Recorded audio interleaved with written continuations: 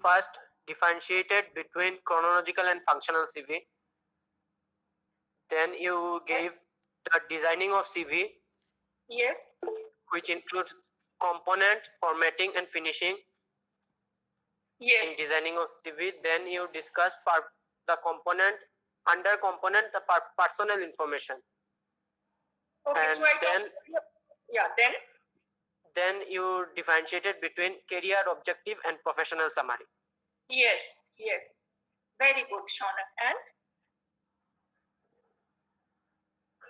And that's all. That's all. I also talked about which one is more important between career objective and professional summary. Yes, professional summary is more important than career. Yes, because it's already validated, isn't it? You are talking about past, so you are already talking about something that you have accomplished, something that you have already completed.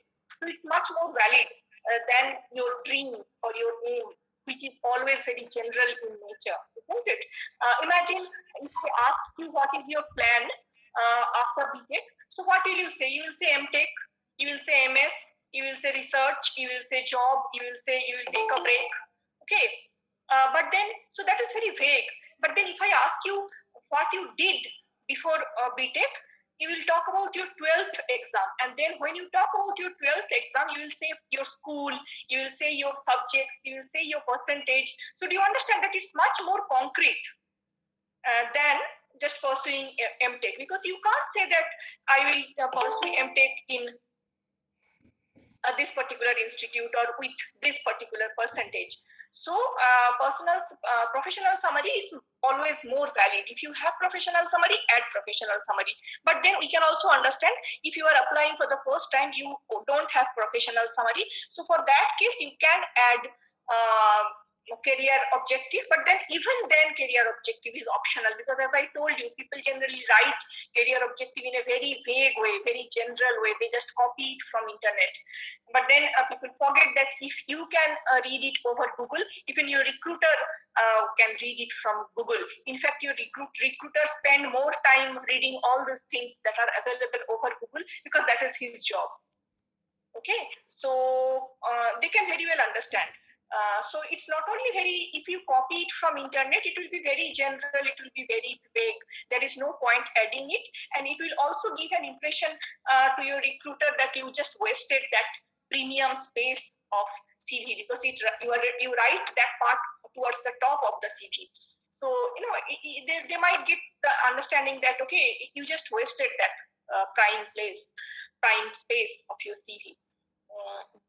But then there are two instances when your career objective you can think about adding: when you are applying for your first job, or if you are changing your career path altogether. Okay, you are changing the domain altogether. So for that, maybe you can add career objective. Okay, I guess you had.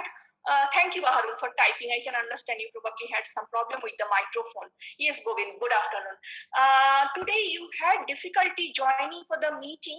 I guess you could not join seamlessly like other classes. Today you had to wait for my permission, and I actually had to click on each student and admit in the class. I guess this is because Google is changing the policy.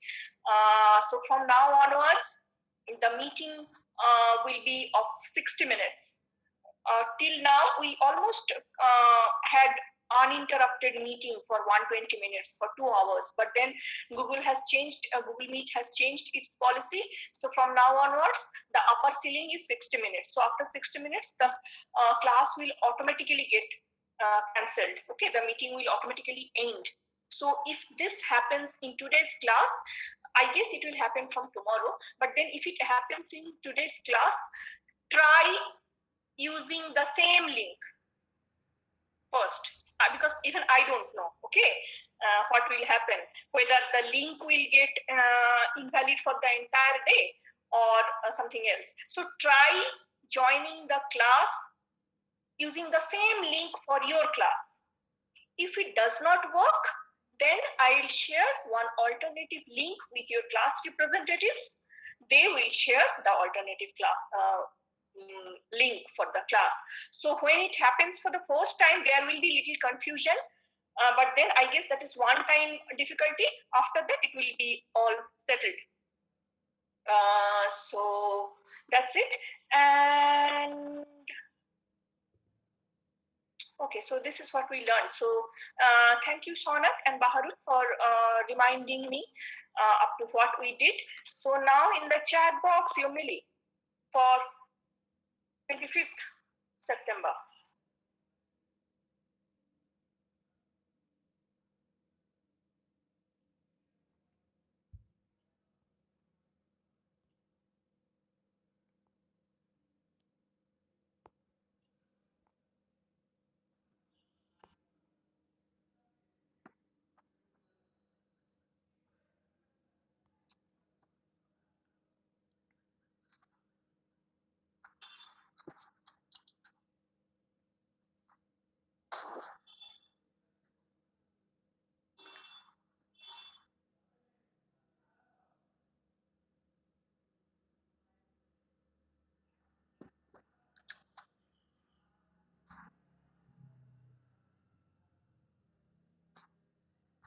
Ma'am, if I may, can I say something? Yes. Rashi, ma'am. Yes, Rajesh, yes, tell me. Yes, ma'am. Yesterday, Google announced another update saying that they will allow free users to use this link for 24 hours. The news was updated. So the same link will last for 24 hours. So the same link will remain active for 24 hours. Yes, ma'am. Earlier, it could have been I think it could have been active till days or continuous unlimited, but now it has capped to 24 hours. So that means for each class. So for that means for each class I will have to send you new link. Does that mean I'm not sure, ma'am, but I hope that is the case. But I'm not sure. Because it wasn't mentioned clearly. I'm not sure. I'm not very sure that it's also possible that maybe within 24 hours you can start the same meeting again because they are breaking the meeting timing. So even I don't know. So let's see how it works out. Okay. Anyway, I mean we are all uncertain. So what we face the difficulty, we will solve it. What they said was the Google Meet will expire in 24 hours. That's something. It will not like the update was it in today. It was about to last only for 1 hour, but they removed it and said it will last for 24 hours. Okay. So we'll check. We'll see what exactly they mean by that. Okay. Okay.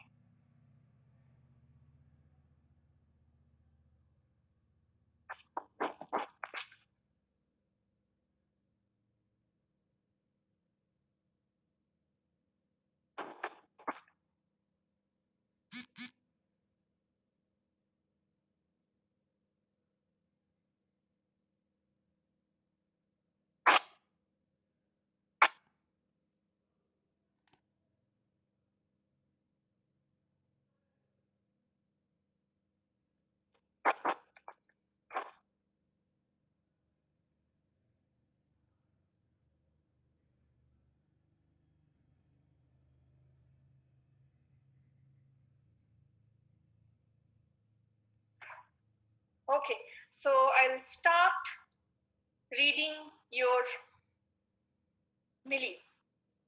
So Anjali writes minor details like font size also matter. Yes. So we'll talk about font size when we talk about finishing. Formatting. The way I have divided my discussion on CV into 3 parts. The first is designing the CV. Designing the CV, I have divided into 3 parts. First is component. The second is formatting. The third is finishing. So now we are into components. Once I'm done with the components, I'll talk about formatting and then I'll be talking about finishing. So this formatting will take care of this font size in detail. Vikiran writes, professional summary may change according to situations, although the past is the same. Exactly. You find out one particular thing to highlight because as I told you, the past is the same, but then the representation can change based on your target job or the profile of your target company. Sonak writes, difference between chronological and functional. Okay. And Anku, but then Shaunak, most of the time we use a kind of combination of both, but then you can also use functional, you can also use just chronological. Anku writes, curbing our professional summary in relevance to the requirement or profile of the job or the organization. Very well structured. And Anku, the way you have written it, curving our professional summary or customizing our professional summary in relevance to or maybe in accordance to the requirement or profile of the job of the organization. Very well structured, very well put, very well written, Anku. And Uddeshu writes, modification of resume contents according to the recruiter requirements. I mean, what specific thing the recruiter is looking for. Yes, always. The thing is that today we'll learn about references. I mean, actually, which the major changes happen in that part, that professional summary and career objective. That part we change, and we also change towards the end. There is reference section. Even that part we change. For the rest of the CV, what we do is that we choose the most relevant one, and we also choose whether to add chronologically or whether to add in order of importance. So throughout the CV, I mean, even if when you are adding information, there is one particular sequence. So you decide which sequence to add. Saurabh writes points to remember while designing CV. Saurabh, this is very general. This is very general. I mean, whatever we are discussing is about designing CV. So this is little general for Millie. Tomalika writes, proper mention of achievements in CV. You should be very, very specific. Okay, your achievement should always be very, very concrete. It's not that experience of working in a team. This does not say anything. Experience of working in a team. What exactly you did in that team? What was your exact role in that team? That will be more specific. Okay, what was your learning experience working in a team? Experience of working in a team is almost nothing. Okay, you better should remove that line if you are adding something very general. So yes, proper mention and using very specific, very concrete, very descriptive words. Like it's not manager, it's marketing manager. Okay, it's not a student, it's third sem student. So these are actually give description. These are actually make it little more clear from the recruiter's point of view. Rajoshi writes, past is the same, but presentation might be different. Yes. Deep Jyoti writes, a name is the most important detail in our CV because whatever you are adding in your CV belongs to that name. Okay, it's your achievement. Okay, it's that name who spent the prime years of his or her life achieving all these things. So your school, you attended, the percentage you scored, the subjects you studied, the workshop you attended, the job you bagged. Okay, so the name is the most important part because everything belongs to that name. And also for the recruiter also, they constantly need to know who is this. Okay, so it's the most important part. So either you can make your name little bigger, or you can make it highlighted, or maybe you can make it italics, little tilted, or you can make it bold, or maybe you can use a different font style than the rest of the CV. So this is how you can think about highlighting your name. So thank you all for adding your Millie for the last teaching class we had. So can we also add your Millie for your exam, because exam is also a huge learning experience, huge learning experience. In fact, if you compare 90 minutes of class teaching and 90 minutes of exam, you will see that you learned more during exam because during exam we try to give our best. Okay, so that is the best version of us during exam. Okay, during class sometimes you are little inattentive, sometimes you get a little distracted in the 90 minutes class, but then we never get distracted during exam, hardly, rarely. Okay, so we are all very focused, we are all very sincere, we are all very attentive. So that is the best version of us as a learner during exam. So I'm sure all of you have learned something during your exam. Okay, so it's not just that. See, the thing is that the exams not only prepare us for one particular component in your syllabus. The exams train us for greater things.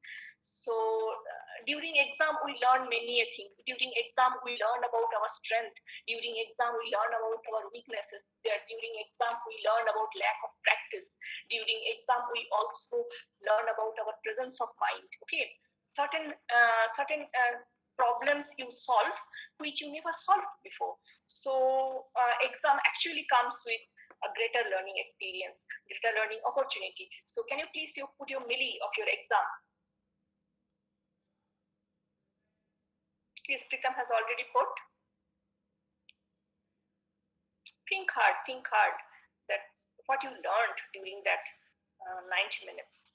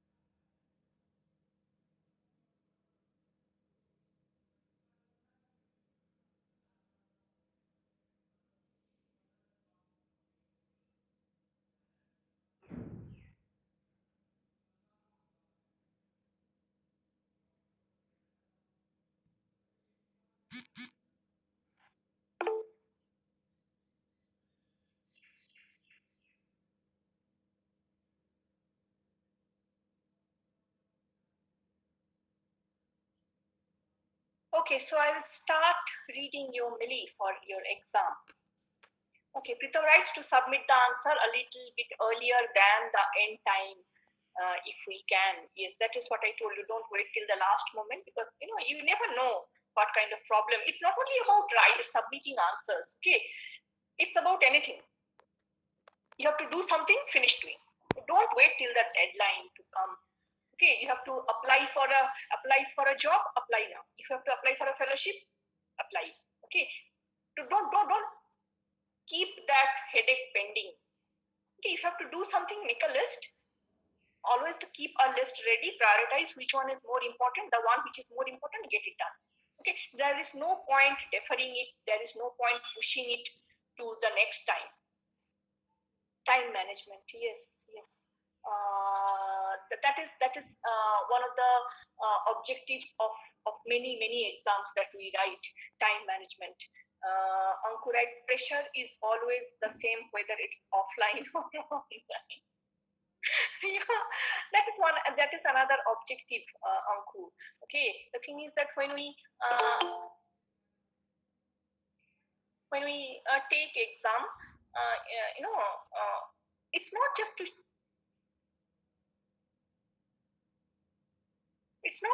to am I still audible?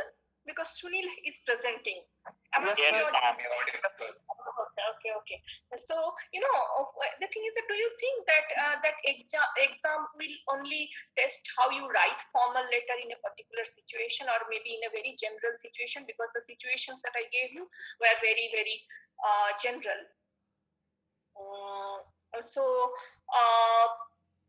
But then each exam also train us in certain things. One is time management, the other is pressure. Okay, and how you manage stress, how you function under pressure. Okay, you will see that, the syllabus is same for everyone. The question paper is same for everyone. All the students, each of the students got equal time of preparation, isn't it? You got admitted at the same time and your exams are happening at the same time. You had the same syllabus, you had the same question paper. Even then, you will see that in the exam hall, people are performing in a different way. They manage stress differently. They manage time differently, not only for during exam, the preparation time also. Okay, some people will utilize that time, some people will push the time till the night before exam. So it's all about how you do it, and these things slowly, very slowly, they prepare us as an individual. Each exam actually, each test actually makes you little immune for the next test. Okay, imagine the first exam that you wrote in your exam, maybe at the elementary level, that is LKG level, or maybe standard 1 level. Imagine how much pressurized you were, because you never knew what exam is. And then imagine the first paper, first subject of your 10th exam. Okay, I felt that my heart will explode. I was under such pressure. But then exam after exam, 1 exam, 10 exam, 100 exam, and after that you slowly become, after each exam you slowly become immune to exam, you slowly become immune to stress. And that's one of the objectives of education. Okay, that you manage stress under extreme pressure. So pressure is always the same, whether it's online or offline.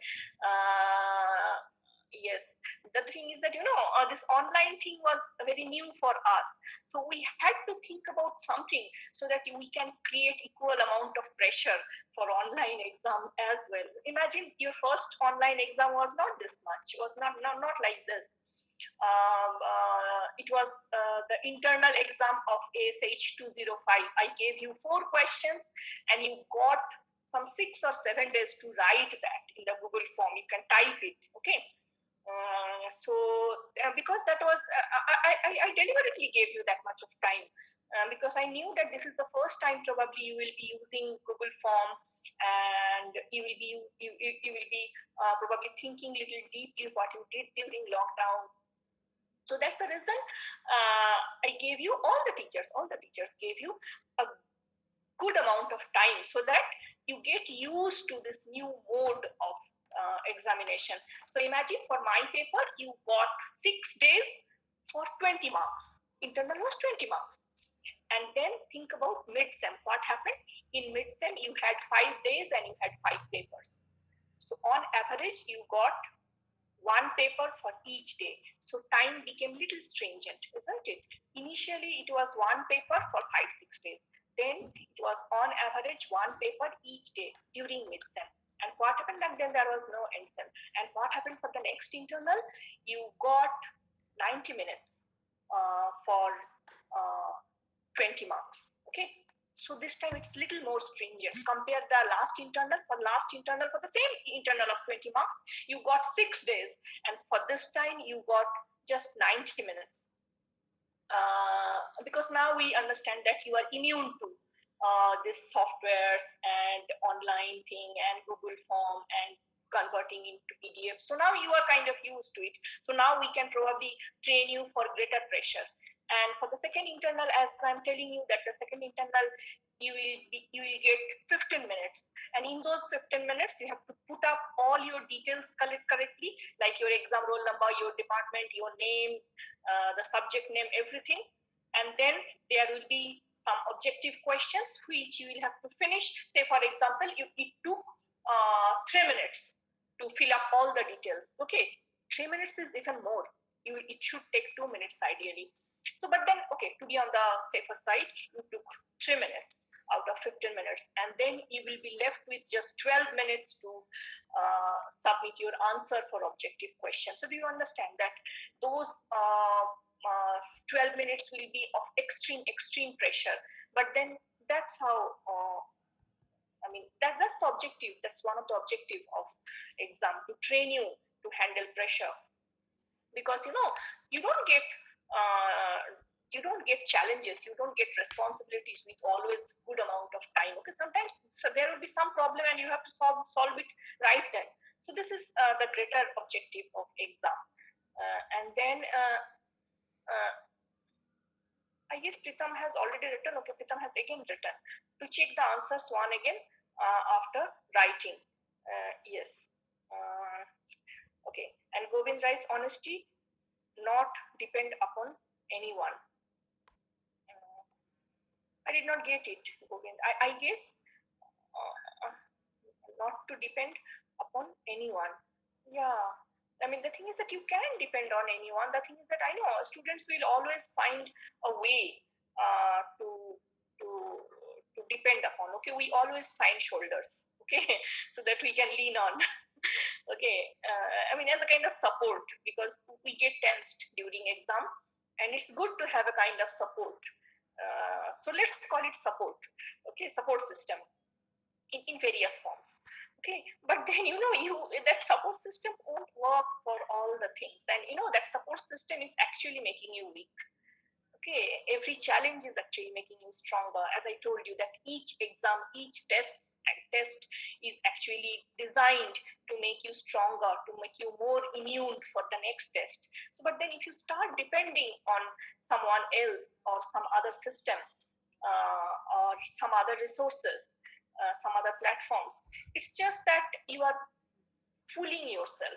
Okay, you won't get it always ready at hand. I can understand the temptation, but then it's just that it's actually making you weaker.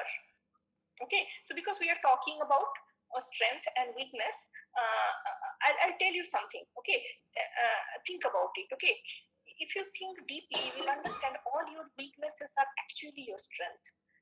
And many a time, on the other hand, your strengths actually destroys you many a time.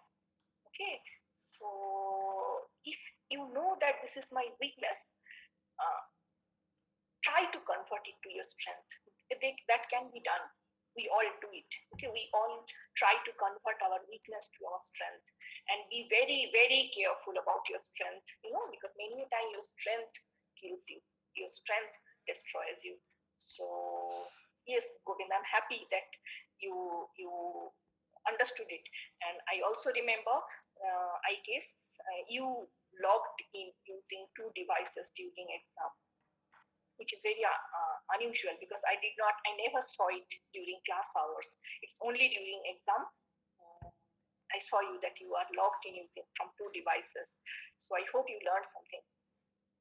Anjali writes, managing the time while writing fast too. Yes, we have. I talked about time management. No, ma'am, it's my phone was not properly working.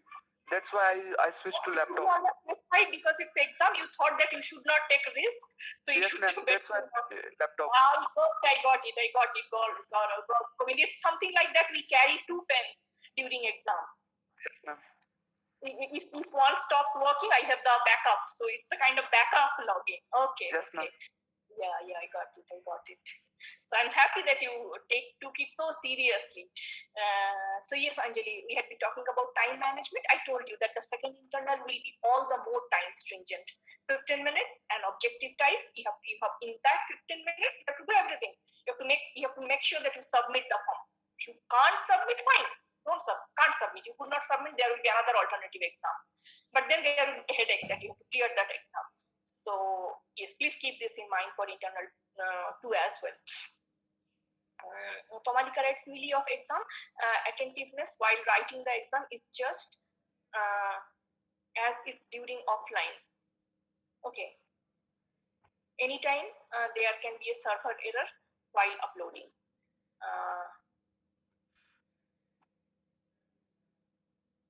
Attentiveness while writing the exam online is just as during offline. Yes. Oh, the first one was my mistake. Okay. Saurav writes, at the end, knowledge matters. I'm so happy, Saurav, you learned it. Okay, it's knowledge, it's learning. Okay, and when I read your answers, I have not started reading it.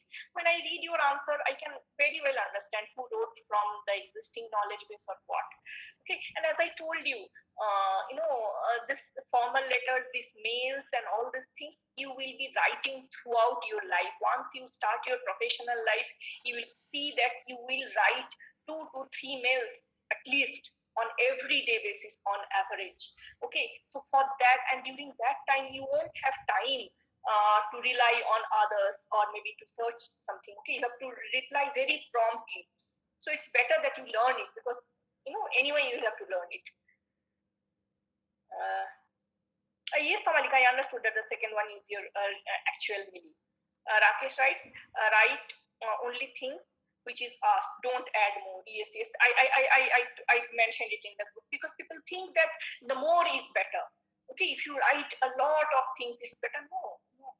Be precise, be to the point. Okay, so see, during school days, people used to say that for this particular subject, they count your pages. Those days are over. The first thing is that I doubt that even for school days, the teacher who are checking your papers, they generally spend good time reading your answers. But then now, though, it's all the more specific. Now you can't befool anyone by page numbers. Okay, so there will be this programming. You have to write one programming, and it should run. So it's irrespective that how many lines you have written for as part of the programming. So now it's only we just read very clearly the question, that what exactly it's asked, and just write only that.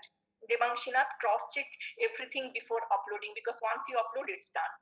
Okay, and Uddeshu writes, some things are not as easy as you initially expect them to be. Okay, the exam was not easy. Uddeshu, the exam was not easy. I thought I gave you very... I actually didn't know what a convocation is. Okay, so you got that convocation question. I had no idea what a convocation is, so I had to spend some time asking others what a convocation is, what things are done, organizes it. What is convocation, Uddeshu? At the end of graduation, then you are handed the certificate that you have graduated. Absolutely. Yeah, it's a huge ceremony. It's a huge ceremony, okay? And the university conducts this convocation. The thing is that after you joined, I guess there was no convocation. But then convocation generally happens in the month of Feb or March, April, during that time. No, sorry, wait. April, May. So the last convocation did not happen because of this COVID. But then the previous year, you will see that there is this pictures of convocation on university website. The pictures that is there on university website are from convocation. They are, that's a very serious affair. And then people, they invite the important people, and they invite the chancellor, the vice chancellor. The vice chancellor is always there. He will be there, the registrar, and then there will be chancellor. Okay, and for us, the chancellor is Gulzar sir, the lyricist. Yeah. So he comes for convocation. Do you understand? Because he's the chancellor. And for many central universities, President of India is chancellor. So the President of India comes for convocation. Do you understand the magnitude of the ceremony? And for the toppers, for the topper of each department, many a time they get the medal from President. So it's huge honor. It's a large scale ceremony. Okay, so that's what convocation is. So do you understand that? So you not only learned how to write a formal letter, you also learned about one important ceremony. You also learned about one particular word. So that's how every exam is a kind of opportunity. I'm happy, Uddeshu, that you asked people and you finally wrote about it. And Govind, good handwriting with a good timing is more important. Within proper time is more important. Yes, handwriting, yes, Govind. The thing is that as you grow up, you will be probably writing mails. and you will be probably typing your code, but then this handwriting will be there. Okay, we can't just put it back. I mean, we are doing everything through machine and through typing, through scanning and all these things, but then our exams are still handwritten, still for till masters. It's still handwritten, even for PhD coursework. Imagine at the level of PhD also, you handwrite your exams. So this handwriting is going to be here for some time. So you better focus on it. Gulzar Sahab, yeah, he is our chancellor. For many central universities, the president of India is by default the chancellor. But then when I joined this university, I was so happy that it's not the president, it's not a political personality, it's Gulzar Sahab. So yeah, that made me happy. Okay, so this is what we learned during exam. Yes, Shantan. Yes. His name is Sampurna Singh, and they migrated from now Pakistan. His grandfathers, they migrated after Pakistan, or maybe during the time of partition. And that's the reason you will see that many a time in many of his writings he has talked about partition. He has talked about the pain of partition.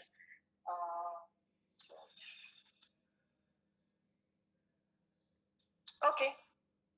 So thank you for putting your list, and we'll go back to our learning. CV.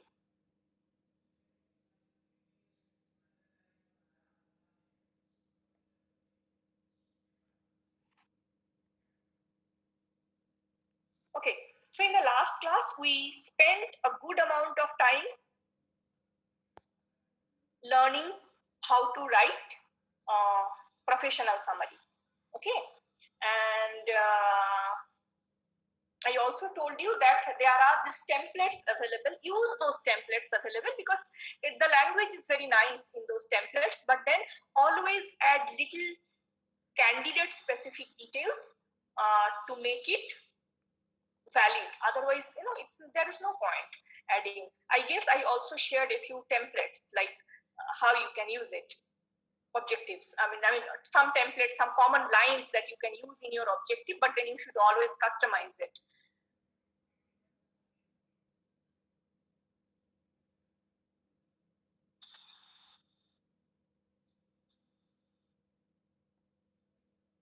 But then I also told you in many of the cases, we generally combine these both. Okay, we talk about our professional summary and we also very briefly talk about our career objective. We combine this both and then we write one entry in the CV. So I don't remember whether I shared it or not. So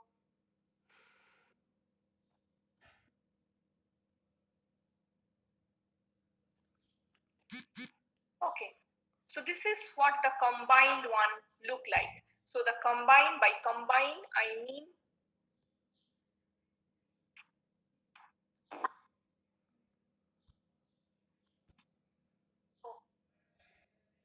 that's a problem.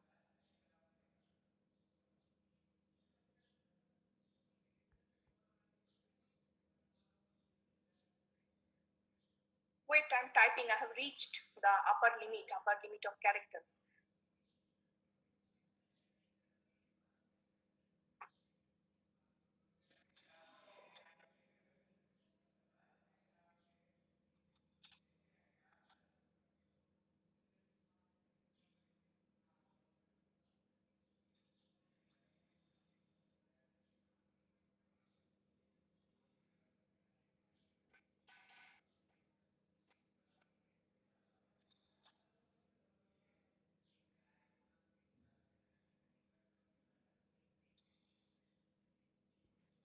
Okay, did I share this?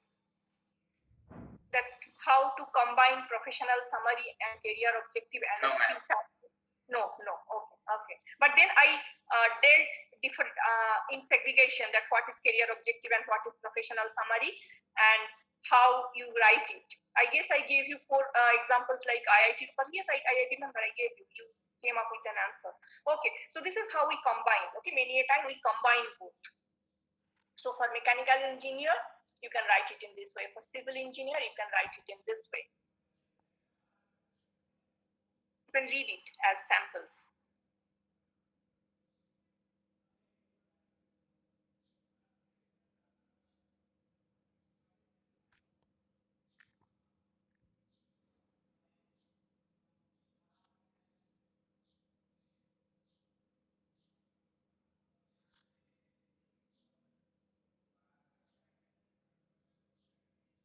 Ma'am, BSc in mechanical engineering or BTech?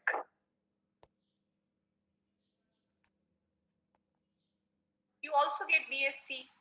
You also there is this they can also have BSc in mechanical engineering. They have also BSc in computer science. Okay, even for MTech, some organization awards MTech and some organization awards MS, Master of Science. Is this clear, Pritam? Yes, ma'am. Yeah. So there are also just normal BSc in computer science. Just as you are doing BTech, there are BSc in computer science as well. For MTech, you can go for MTech, but then there is also MS, Master of Science. Say, for example, IITs, the degree that IITs offer. Sorry, not IIT. Sorry. If you go to Jadavpur University, Kolkata. Wait, no, sorry. IIT Kharagpur. IIT Kharagpur offers one degree MS, Master of Science. They also have MTech, Master of Technology. They also have Master of Science, and even Master of Science they have Computer Science and Engineering. MS in Computer Science and Engineering.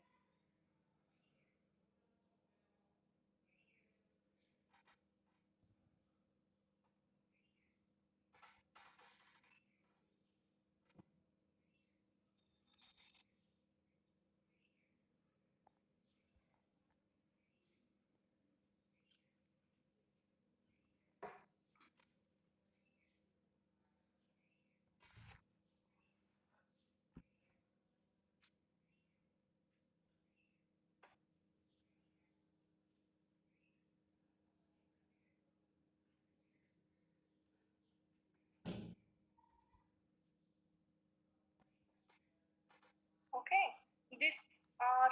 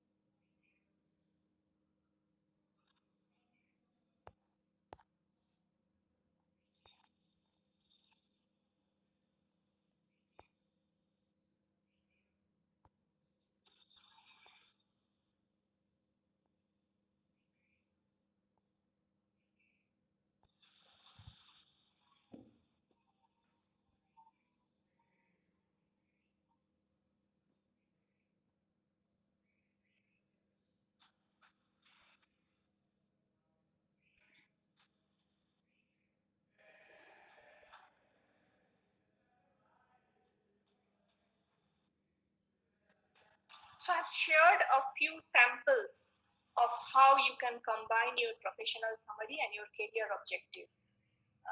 So you can use it. These are for IT engineer. IT engineer is information technology, so it's a generic term for software engineers, for computer science and engineering.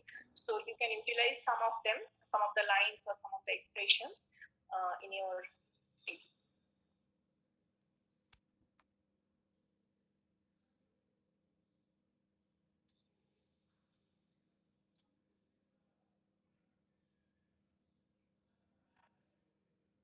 I hope you read them. If you are still reading, if you have finished reading, fine. If you are still reading, finish reading, and it's 2:26. We'll come back at 2:31.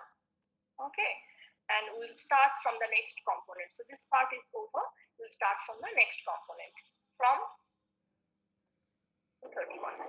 Okay, there is a break for 5 minutes.